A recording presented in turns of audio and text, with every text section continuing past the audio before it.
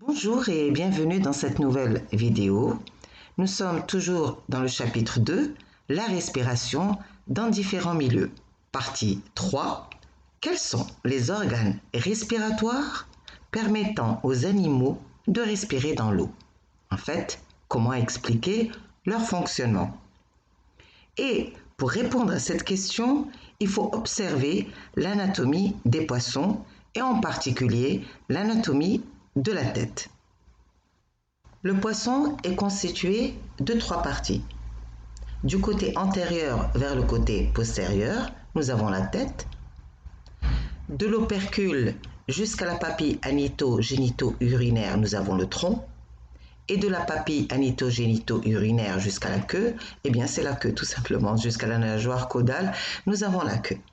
Alors, au niveau de la tête, nous avons les yeux, nous avons les narines externes. Mais ce qui nous intéresse, ce sont les organes du système respiratoire. Alors, il y a la bouche, il y a l'opercule et il y a une ouverture qu'on appelle l'ouïe. Alors, l'ouïe désigne chez les poissons des ouvertures qui sont paires, qui sont situées de part et d'autre de la tête, à apprendre par cœur. Et ne pas confondre avec ouïe, les sens par lesquels on perçoit les sons. Maintenant, observez le comportement des poissons. Observe un poisson, essaie de décrire les mouvements que tu vois au niveau de la tête. Regarde bien.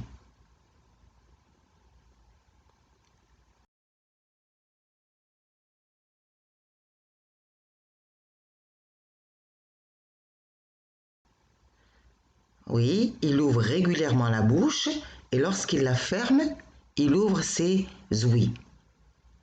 Comment peux-tu expliquer ce mouvement? Émets une hypothèse. Si la bouche s'ouvre, c'est pour, en effet, faire entrer de l'eau qui contient l'oxygène. L'oxygène est dissous dans l'eau.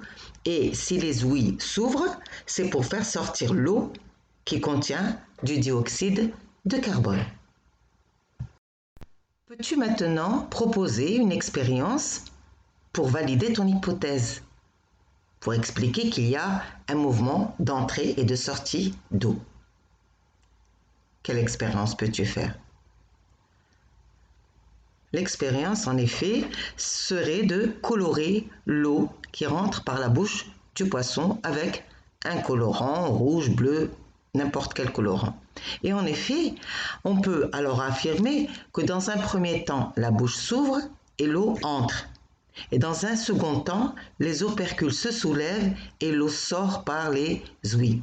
Il y a donc un courant d'eau créé par un mouvement. Alors il faudra maintenant voir si ce mouvement est un mouvement respiratoire, c'est-à-dire un mouvement qui fait entrer le dioxygène et faire sortir le dioxyde de carbone. Et bien sûr, si c'est un mouvement respiratoire, la bouche, les opercules et l'ouïe sont des organes du système respiratoire. Vous vous rappelez la définition de organe et de système. Un système est un ensemble d'organes. Et un organe est un ensemble de tissus. Et un tissu est un ensemble de cellules. Il faut donc réaliser la dissection et l'observation du système respiratoire d'un poisson. Et nous allons nous y mettre tout de suite. Alors bonjour, nous sommes ici en première année collège et nous allons réaliser la dissection de la sardine. Alors la sardine, c'est donc un poisson qui vit dans l'eau de mer, et la sardine est composée de 3 éléments. Là, vous avez la tête qui se termine par l'opercule, on a le tronc qui se termine à ce niveau-là par un orifice, et on a la queue. Cet orifice, c'est un orifice urinaire, en même temps il fait sortir ses excréments, et en même temps c'est un orifice où il fait sortir ses gamètes, c'est-à-dire ses spermatozoïdes si c'est un mâle, ou les ovules si c'est une femelle. La première des choses qu'on va faire, c'est ouvrir la bouche du poisson pour voir quand l'eau rentre par où elle sort. Là, on voit qu'il y a toujours des ouvertures. Alors quand le poisson ouvre sa bouche, on remarque que les opercules sont fermés. L'ouïe, cet orifice qu'on appelle l'ouïe, ça c'est un orifice qui est situé sous les opercules et ça s'appelle l'ouïe. Alors, si l'eau rentre par la bouche, voilà par où elle sort par l'ouïe, qui est situé sous les opercules. Donc le mouvement que fait le poisson, il ouvre sa bouche, il fait entrer l'eau et les opercules, l'ouïe est fermé. Et quand il ferme sa bouche, l'ouïe est ouvert. Donc ça, ce sont les mouvements du poisson. Sous l'opercule, regardez bien sous l'opercule, s'il vous plaît, sous l'opercule, regardez bien. Vous allez voir quelque chose de rouge. Alors, qu'est-ce que vous remarquez?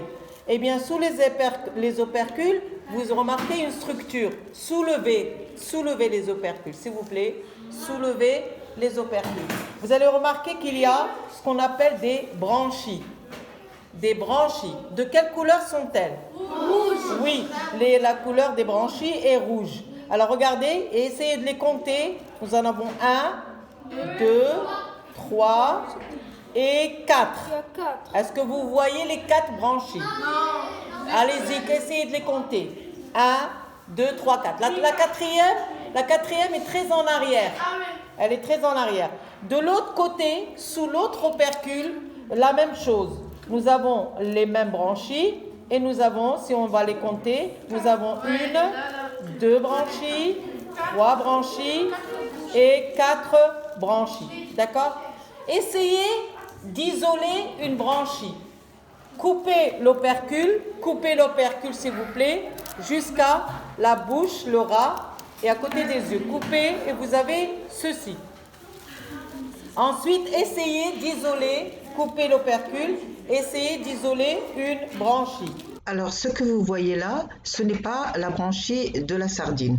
Vous remarquez que la branchie, il y a un arc d'où partent de nombreux filaments.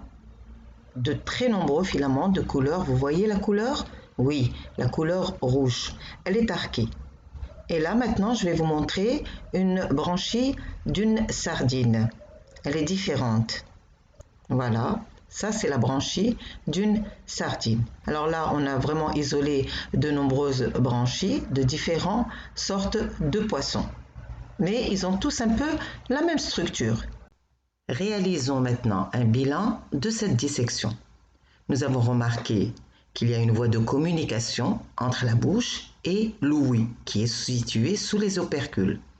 Et lorsqu'on soulève l'opercule, il y a une ouverture qui est l'ouïe, par laquelle on observe des branchies de couleur rouge. Ces branchies sont en forme d'arc. Lorsque nous les avons comptées, il y en a 4 de chaque côté, ce qui fait 8 en tout. Dégageons maintenant une branchie en coupant l'arc osseux vers le haut et vers le bas. Ce qui fait qu'on va retirer une des branchies et l'observer attentivement à l'œil nu d'abord et ensuite au microscope. Il faut maintenant réaliser un dessin d'observation d'une branchie sans oublier le titre et la légende en utilisant les mots suivants: arc branchial ou arc osseux, lame branchiale, filaments bronchiaux, côté bouche, côté ouïe. Observons maintenant une lame de branchie au microscope. Cette observation est très importante parce qu'elle montre que chaque lame branchiale, elle porte des replis secondaires. Ces replis sont perpendiculaires à son axe, regardez bien. J'ai mis les replis et ces replis, on les appelle les lamelles branchiales. Regardez bien la flèche qui est à droite. C'est une zone où se réalisent les échanges respiratoires. Pourquoi? Parce que ces lamelles branchiales sont en contact de l'eau. Et le dioxygène, où est-il? Eh bien, le dioxygène, il est dans l'eau. Donc, le dioxygène va passer de l'eau vers les lamelles branchiales. Et à l'intérieur des lamelles branchiales, qu'est-ce que vous remarquez? Oui, il y a des capillaires sanguins. À l'intérieur, il y a beaucoup de globules rouges. Donc, l'oxygène va passer de l'eau, traverser les cellules des lamelles branchiales et aller vers le réseau de capillaires sanguins. Les globules rouges vont transporter ce dioxygène vers les cellules du poisson, à travers donc tout un réseau sanguin. Personnellement, je trouve que cette observation microscopique est très importante. Elle vous montre que les lamelles branchiales sont formées de plusieurs cellules, qu'il y a à l'intérieur des lamelles branchiales des vaisseaux sanguins, des capillaires sanguins, riches en globules rouges, et elle montre évidemment que l'organe, une branchie, est formé de plusieurs tissus. Le tissu sanguin, le tissu des lamelles branchiales par exemple.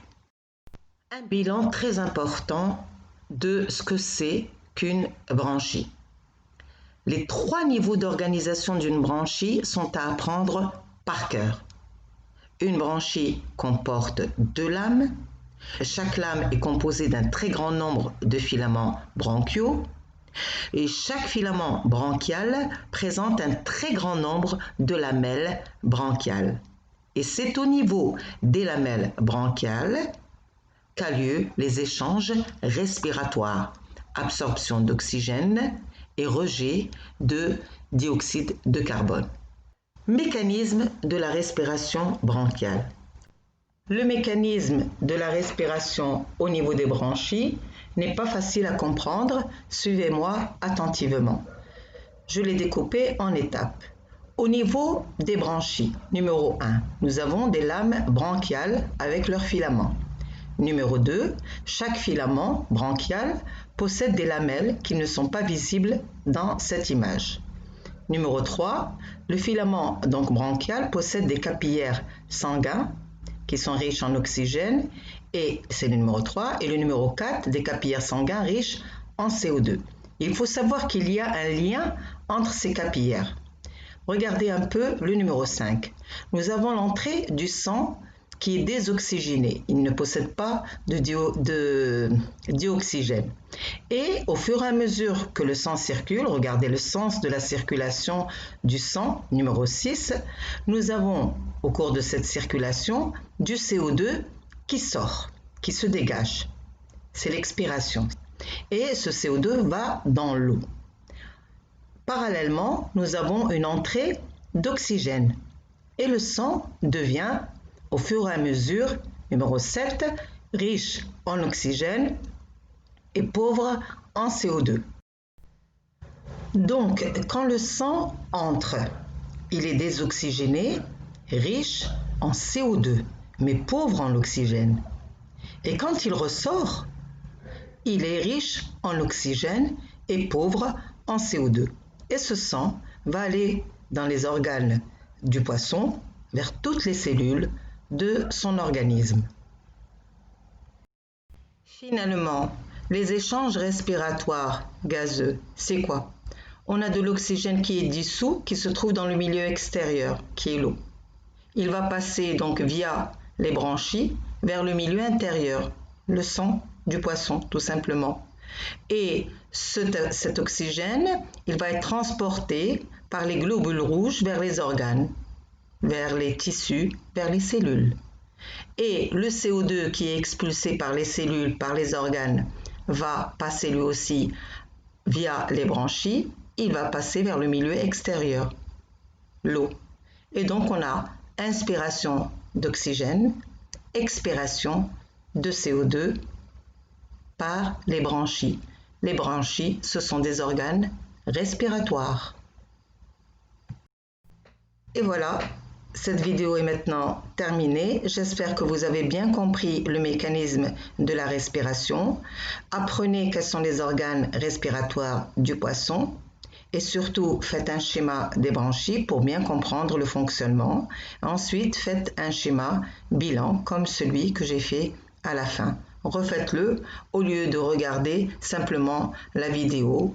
Là, je parle à Ryan et à mes élèves qui, au lieu de prendre des notes parfois, eh bien, ils sont assis tout simplement en train de regarder cette vidéo. Non, prenez des notes s'il vous plaît. Allez, au revoir et à bientôt.